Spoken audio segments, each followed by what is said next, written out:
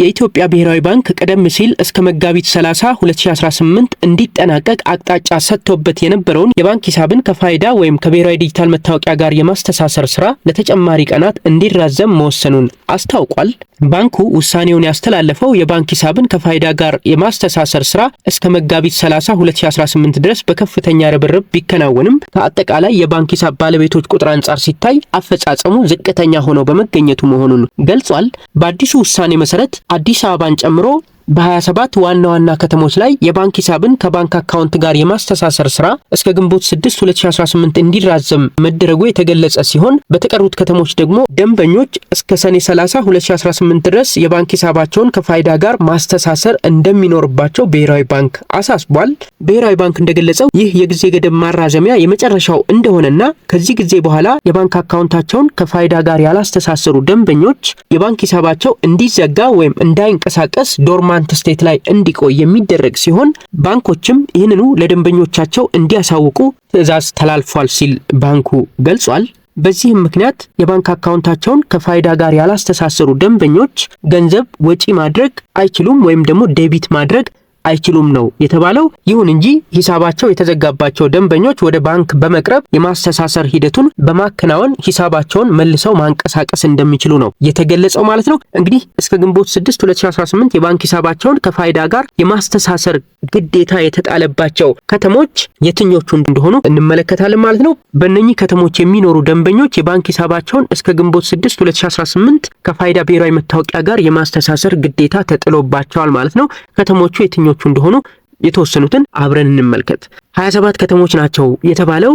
እነሱም አዲስ አበባ፣ ድሬዳዋ፣ ሐረር፣ ባህር ዳር፣ ደሴ፣ ደብረ ብርሃን፣ ኮምቦልቻ፣ ሐዋሳ፣ አርባ ምንጭ፣ ወላይታ ሶዶ፣ ሆሳዕና፣ ወልቂጤ፣ ወራቤ፣ ቡታጅራ፣ ሸገር፣ ጅማ፣ አዳማ፣ ሻሸመኔ፣ ቢሾፍቱ፣ ባቱ፣ አምቦ፣ መቀሌ፣ አክሱም፣ አዲግራት፣ ጋምቤላና አሶሳ መሆናቸው ተገልጿል። ከነኚህ ከተሞች ውጪ ያሉ ደንበኞች ደግሞ የባንክ ሂሳባቸውን እስከ ሰኔ 30 2018 ከፋይዳ ጋር ማገናኘት ይጠበቅባቸዋል ማለት ነው። ከዛ በኋላ ሂሳባቸው ወይም ደግሞ የባንክ አካውንታቸው ስለሚዘጋ ገንዘብ ወጪ ማድረግ አይችሉም ነው የተባለው። ዶርማንት ስቴት ላይ ይቆያል። መልሰው ማንቀሳቀስ ከፈለጉ የግዴታ ከፋይዳ መታወቂያ ጋር ማስተሳሰር ይጠበቅባቸዋል ማለት ነው። ብሔራዊ ባንክ እንደገለጸው እንግዲህ ከዚህ በላይ የተሰጠው አቅጣጫ የዲፕሎማቲክ ማህበረሰቡንና በውጭ ሀገር የሚኖሩ ኢትዮጵያውያንን አይመለከትም ብሏል። በውጭ ሀገር የሚኖሩ የሂሳብ ባለቤቶች አስፈላጊውን ማስረጃ በአካል ወይም በህጋዊ ወኪሎቻቸው አማካኝነት በማቅረብና በማረጋገጥ ከዚህ ውሳኔ ነፃ መሆን ይችላሉ ሲል ባንኩ አሳስቧል ማለት ነው፣ ወይም መልእክቱን አስተላልፏል ማለት ነው። ስለዚህ ይህንን መረጃ ይዛችሁ እንግዲህ የባንክ ሂሳባችሁን ከፋይዳ ጋር ማስተሳሰር እንዳትረሱ እንላለን። በአካል ወደ ባንካችሁ ቅርንጫፍ መሄድ ላልቻላችሁ ሁሉም ባንኮች በሚባል ደረጃ ደንበኞቻቸው ባሉበት ሆነው ኦንላይን የፋይዳ መረጃቸውን ከባንክ አካውንታቸው ጋር እንዲያስተሳስሩ ለማድረግ የሚረዳ ኦንላይን ሲስተም አዘጋጅተዋል። ሊንኮቹን ከታች ዲስክሪፕሽኑ ላይ አድርጌላችኋለሁ። እናንተም ከፈለጋችሁ ቀጥታ